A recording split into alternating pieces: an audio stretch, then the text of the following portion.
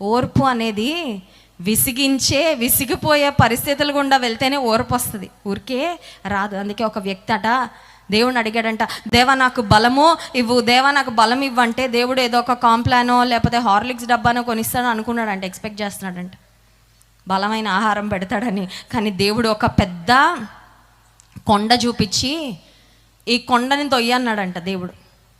ఇతను ఏం అడిగాడండి, ప్రార్థన ఏం చేశాడు, లార్డ్ గివ్ మీ స్ట్రెంగ్త్, నన్ను చాలా బలవంతునిగా చేయదేవా అని అడిగితే దేవుడు అన్నాడంట, ఇదిగో నీ కళ్ళ ముందు ఆ కొండ ఉంది కదా, ఆ కొండను జరుపన్నాడంట.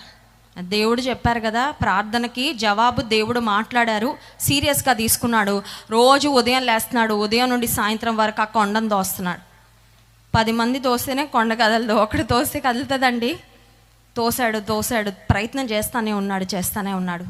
ఒక నెల రోజులు అయిపోయింది, కొండ మాత్రం ఇంచు కూడా కదలట్లేదు. మళ్ళీ ప్రార్థన చేశాడంట, బలం అడిగితే కొండ తొయ్యమన్నావయ్యా, రోజు నువ్వు చెప్పావని దేవా నేను తోస్తున్నాను, ఒక్క ఇంచు కూడా కొండ కదలట్లేదు, ఏంటి పరిస్థితి అంటే దేవుడు అన్నారంట, ఒకసారి నీ చేతులు చూసుకో అన్నాడంట. కొండ కదలలేదు కానీ చేతులు కండలు మాత్రం వచ్చేసాయండి. స్తోత్రం చెప్దాం, హల్లెలూయా. అర్థమైందండి మీకు?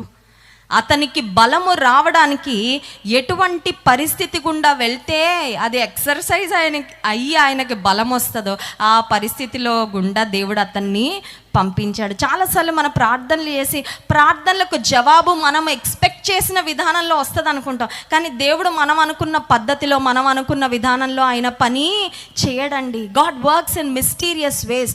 దేవుడు అనంత జ్ఞానము కలిగిన, అడగడం నీ వంతు అంతే, చేయడం ఆయన ఎలా చేస్తాడో ఆయన పద్ధతి, ఆయన విధానము, ఆయన మార్గము, ఆయన జ్ఞానములు అనంతమైన ఆయన జ్ఞానంతో నీవు అడిగినది ఆయన చిత్తానుసారమైనదైతే అది నిశ్చయముగా నీకు దయచేస్తాడు. కానీ ఆయన పద్ధతిలో, ఆయన సమయంలో, ఆయన విధానంలో దేవుడు ఇస్తాడు. ఆయన నీ ప్రార్థనకు జవాబిచ్చాక నీకే ఆశ్చర్యం అనిపిస్తుంది, ఏమనంటే నేను అడిగిన దానికి ఇంత అద్భుతంగా దేవుడు జవాబు ఇచ్చాడా. ఎస్, పరలోకపు తండ్రి యొక్క ఆశ ఏంటి ఆయన బిడ్డల పట్ల అంటే మనము పరిపూర్ణులముగా మారాలని. పరిపూర్ణత ఎప్పుడు వస్తుంది?